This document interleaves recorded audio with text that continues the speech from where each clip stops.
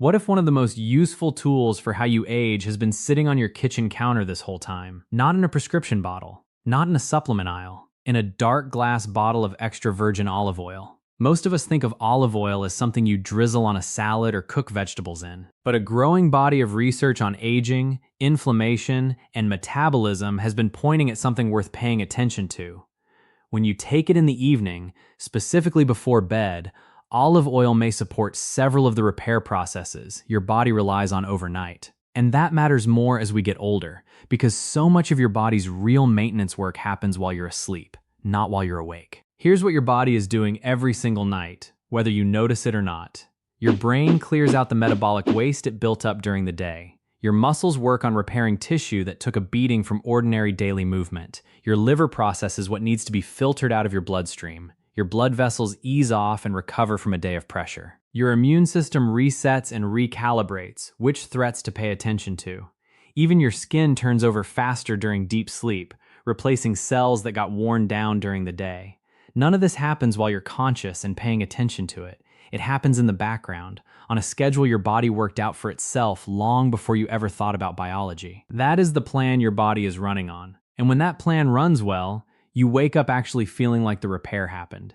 But here's the problem a lot of adults in their 50s, 60s, and 70s run into. That overnight repair shift doesn't run as smoothly as it used to.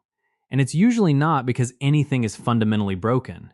It's because the body is missing some of the raw materials and signals it needs to do the job efficiently. None of this is random. It's physiology. Inflammation creeps up.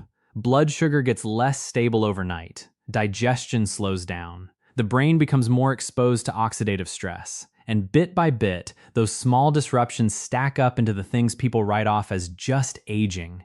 The fatigue, the stiff joints, the fragmented sleep, the brain fog that makes you walk into a room and forget why. Here's the thing though. A lot of what gets labeled just aging is actually a handful of specific, identifiable processes running slightly less efficiently than they used to. That's a very different framing than your body is falling apart, and it matters because processes that are running inefficiently can sometimes be supported. Processes that are simply broken can't. This is where olive oil gets more interesting than most people give it credit for. Extra virgin olive oil isn't just fat and flavor. It's loaded with polyphenols, plant compounds that interact with your inflammation pathways, your blood vessels, your gut bacteria, and yes, even your brain. Some of those compounds appear to support your body's own cleanup and repair systems. Others may help take the edge off overnight blood sugar swings. I want to be upfront about something before we go further. This isn't a miracle cure, and I'm not going to pretend the science is more settled than it is. Some of what we'll cover tonight is backed by solid, repeated research. Some of it is newer and more preliminary, and I'll tell you which is which as we go. My goal isn't to sell you on magic. It's to help you actually understand your own body a little better. Tonight we're walking through 7 ways a small amount of olive oil before bed may support healthy aging. Sleep, your heart, your joints, your gut, your muscles, your blood sugar, and finally your brain. Before we get into it, drop a comment and tell me your age and the one health concern that actually keeps you up at night. Your heart, your joints, your memory, whatever it is. I read these, and they genuinely shape what we cover next on this channel. I'm Joshua Smith, and quick disclaimer up front. I'm not a physician, and nothing here replaces a conversation with your own doctor, especially if you're on medication. With that said, let's get into it. Ranked from number 7 up to number 1, each one building on the last. Coming in at number 7, sleep quality. And this is the one that surprises people most when I first bring it up. Poor sleep in adults over 60 usually doesn't come down to stress or bad habits alone. A lot of it traces back to something researchers call neuroinflammation. Low-grade, chronic inflammation inside the brain that can interfere with melatonin production and disrupt the deeper, more restorative stages of sleep. Picture a factory running a night shift where the workers keep getting interrupted by smoke alarms that won't stop. That's roughly what chronic low-grade brain inflammation does to your sleep architecture. This is where oleocanthal comes in, a genuine, well-documented compound in extra virgin olive oil that researchers first identified back in 2005 as having ibuprofen-like activity. It inhibits some of the same inflammatory pathways, the CAX enzymes, as over-the-counter anti-inflammatories, without the stomach irritation that makes those medications risky for a lot of older adults to rely on long-term, night after night, year after year. That part of the story is real, and it's been replicated by multiple labs since the original discovery. What's still an open question is exactly how much that translates into better sleep for any one person. Inflammation is one contributor to poor sleep among several. Stress, sleep apnea, medication side effects, and simple changes in sleep architecture that come with age all play a role too. The direct sleep studies specifically on olive oil are smaller and more preliminary than the inflammation research backing them, so I'd call this a promising mechanism worth trying, not a guarantee that it'll fix a serious sleep problem on its own. Practically, here's how to actually try it. Use a tablespoon of a genuinely cold-pressed extra virgin olive oil, the kind that gives you a little peppery catch in the back of your throat when you swallow it. That bite is the oleocanthal doing its job.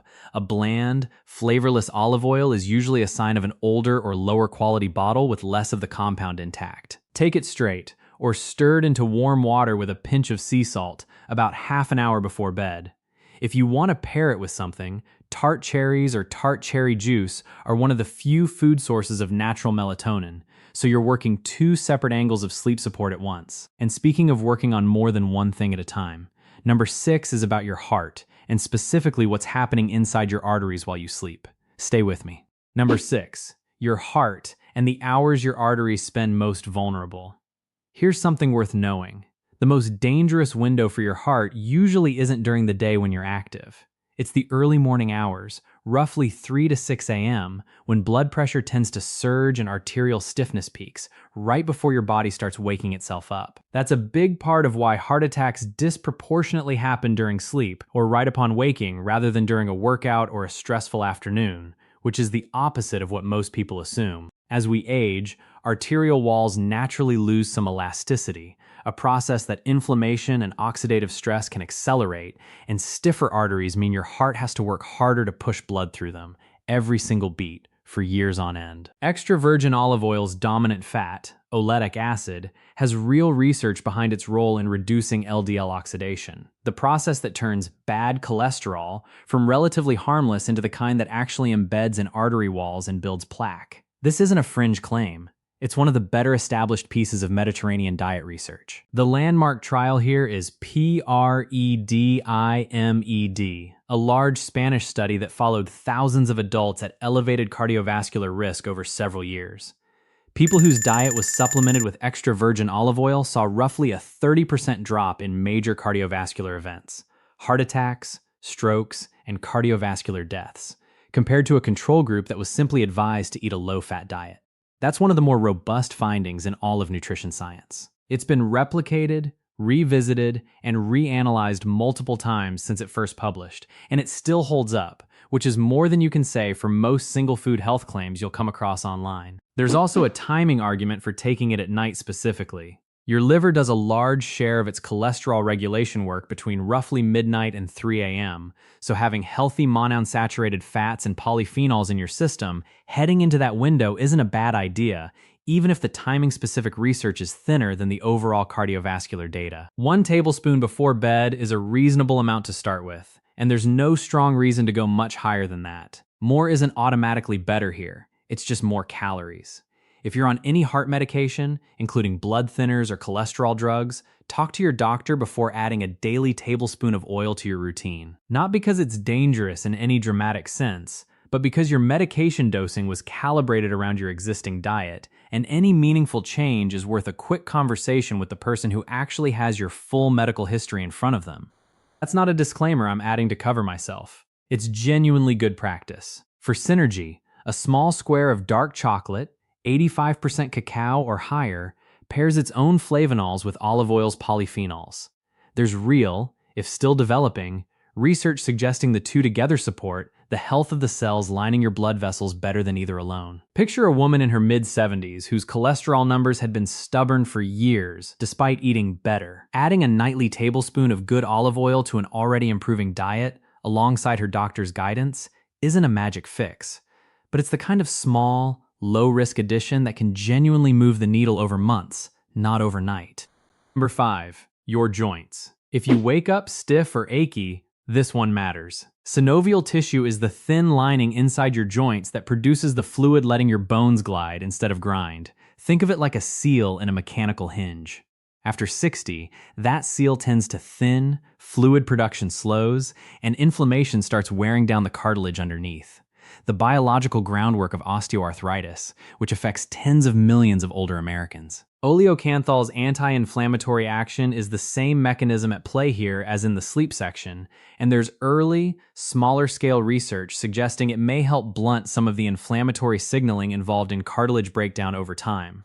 I want to be honest that this is a less settled area than the heart research.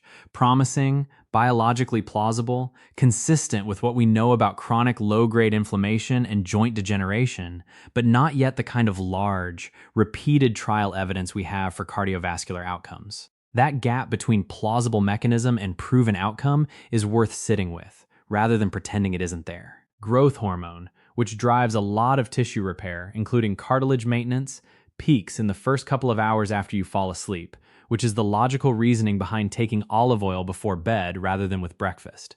You want the anti-inflammatory compounds circulating right when your body is doing its structural repair work, not hours earlier when they've already been metabolized.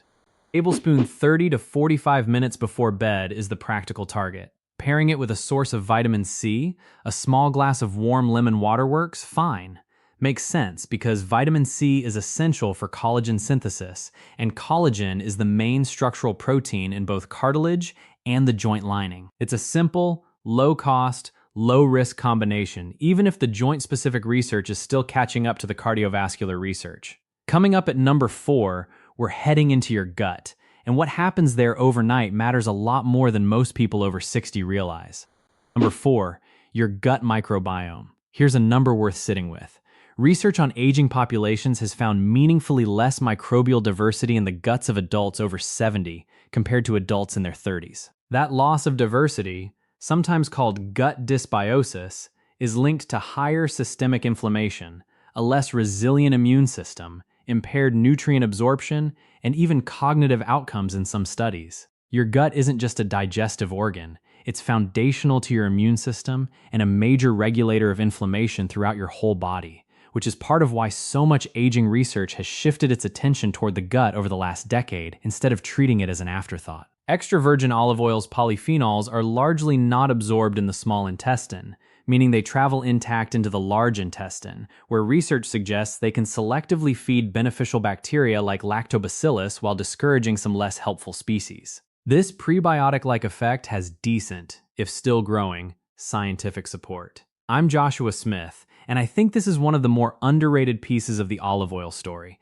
because gut health gets treated like a young person's concern when it's arguably more consequential as we age. Nighttime matters here too, because your digestive system runs something called the migrating motor complex overnight, a wave of muscular contractions that essentially sweep your intestines clean between meals and which is most active during sleep. Having olive oil's polyphenols present during that window is a reasonable, evidence-aligned reason to take it before bed rather than with lunch. A tablespoon with a small cup of warm chamomile tea is a nice pairing.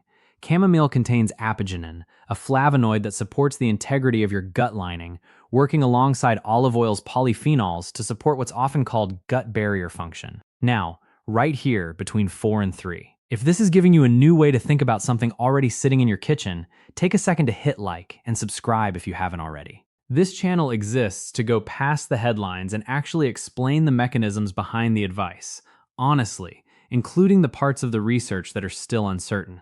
We put out a new video every week on the actual science of aging. Well, no exaggerated claims, just what the research actually says and what it doesn't say yet. It genuinely helps the channel keep going, and it helps more people your age find videos like this one instead of the exaggerated stuff that's out there. Thank you for that. Number 3. Preserving muscle. After a certain age, your muscle mass becomes one of the single biggest predictors of how independently you'll live. Sarcopenia, the age-related loss of muscle mass and strength, is real and it's measurable. The average adult loses somewhere around 1 to 2% of muscle mass per year after 60 without any intervention, which compounds into a substantial loss by your mid-70s, and it doesn't announce itself. It shows up quietly, as a jar you can't quite open or a curb you're suddenly more careful stepping off of. Part of why this accelerates is something researchers genuinely call anabolic resistance. Aging muscle simply doesn't respond to dietary protein as efficiently as younger muscle does. So the same protein-rich meal that would trigger a strong muscle-building response in someone in their 30s produces a noticeably smaller response in someone in their 70s. Your muscles are still listening. They've just gotten harder of hearing. Where olive oil fits into this picture is less clear-cut than the heart or gut research. So I want to be careful here. There is emerging research on olive oil polyphenols and markers related to muscle maintenance, but it's early stage, and I'd rather undersell this one than oversell it. What's much better established is the broader picture, that replacing less healthy fats with olive oil as part of an overall diet with adequate protein is associated with better preserved muscle mass in long-term observational studies of aging populations. Practically, that means pairing your evening tablespoon of olive oil with a modest source of protein. Cottage cheese, a boiled egg, or Greek yogurt all work, since the slow-releasing protein in dairy stays available to your muscles for hours, right through the overnight window when growth hormone and repair processes are most active. Picture a man in his early 70s, a retired tradesman who spent 40 years using his hands for a living, who'd noticed his grip wasn't what it used to be. Trouble with jars, groceries, pushing up out of a chair without using both arms. That kind of change tends to hit people harder than the number on a scale ever does, because it's not abstract. It's independence, in a very literal sense. There's no single ingredient that reverses that kind of change on its own. But combining consistent resistance exercise, adequate protein spread across the day, and small quality of fat swaps like trading less healthy fats for olive oil is a genuinely evidence-backed way to slow the decline and, for a lot of people, claw some meaningful amount of it back over months of consistency. That's not a dramatic before and after story with a clean percentage attached to it. It's a slow, unglamorous one. But it's also the honest one. And honestly, it's the only kind that actually holds up. We've got 2 left, including one that touches on brain health directly. Number 2, overnight blood sugar. This is the one that quietly worries a lot of people in their 60s and 70s, whether or not they've been formally diagnosed with anything. Blood sugar doesn't sit still while you sleep. In people with insulin resistance, which affects a large share of adults over 65, diagnosed or not, blood sugar can spike in the early morning through something called the dawn phenomenon, where the liver releases stored glucose in anticipation of you waking up. In a well-regulated system, insulin smooths that surge out without you ever noticing it happened. In an insulin-resistant system, it doesn't, and that repeated nightly spike, night after night for years, is one of the quieter contributors to long-term vascular damage and elevated diabetes risk that most people never think about because it happens while they're unconscious. Here's the well-established part. Adding fat to a meal, including olive oil, measurably slows gastric emptying and blunts the post-meal blood sugar spike that follows. This is genuinely solid, widely replicated nutrition science, not a stretch or a wellness influencer exaggeration. Oleic acid also appears to support insulin sensitivity at the cellular level, meaning your cells respond more appropriately to the insulin your body produces, which is a newer but reasonably well-supported area of research building on decades of Mediterranean diet data. If blood sugar stability is your goal, timing matters. A tablespoon of olive oil 20 to 30 minutes before your last small meal or snack of the evening is more useful than taking it in isolation on an empty stomach. Some people pair it with a teaspoon of apple cider vinegar and warm water beforehand, since vinegar has its own separate, reasonably well-documented effect on blunting post-meal glucose response. Together, you're working 2 established mechanisms rather than betting everything on one. We've now covered your sleep, your heart, your joints, your gut, your muscles, and your blood sugar. 6 systems that all quietly depend on those overnight hours to do their real work. But there's one more, and honestly, it's the one that pulled me into researching this topic in the first place. And now, number 1. The one that got me genuinely interested in this topic when I first came across it. Number 1, your brain's overnight cleaning system. This is genuinely one of the more remarkable discoveries in neuroscience over the last 15 years, and most people have never heard of it. It's called the glymphatic system, and it was properly characterized in a landmark 2013 study out of the University of Rochester, published in the journal Science, that fundamentally changed how neuroscientists think about what sleep is actually for. While you sleep, your brain cells actually shrink slightly, opening up more space between them for cerebrospinal fluid to flow through and flush out the metabolic waste that built up during the day, including beta amyloid, the protein that forms the plaques associated with Alzheimer's disease. It's almost like your brain runs its own maintenance shift once the lights go out, clearing the debris that accumulated while you were awake and thinking. That system runs almost exclusively during deep sleep, which is a big part of why chronically poor sleep is now taken seriously as a real, independent risk factor for cognitive decline in the research community, not just an inconvenience or a quality of life complaint. Here's where I need to be careful and honest with you. No large human trial has directly proven that olive oil speeds up glymphatic clearance. That specific link doesn't exist yet in the research. What we do know is that oleocanthol's anti-inflammatory action and olive oil's broader antioxidant profile support the kind of low inflammation environment the brain needs for that overnight cleaning system to run well. And that better sleep quality, which we talked about back at number 7, is one of the few things directly shown to support glymphatic function. So the honest version of this story is, olive oil may support the conditions your brain needs for this system to do its job, working through sleep and inflammation rather than acting on the glymphatic system directly. That's a less flashy claim than olive oil cleans your brain, but it's the one the evidence actually supports, and I'd rather tell you that than oversell it. That's the list. Sleep, your heart, your joints, your gut, your muscles, your blood sugar, and your brain, all connected by the same few hours you spend asleep every night, doing repair work you never see and rarely think about. None of this replaces your doctor, your medications, or an actual diagnosis if something's wrong, and if you take away nothing else from tonight, take that. But a good bottle of olive oil, the real cold-pressed kind with a little bite to it, taken with some intention before bed, is about as low risk and genuinely well-supported a habit as you'll find anywhere in the nutrition world. It's not a cure for anything. It's just one small, well-reasoned thing you can hand your body to make its nightly work a little easier. Take care of that body of yours. It's the only one you've got, and it's doing more for you overnight than you probably ever gave it credit for. I'll see you in the next one.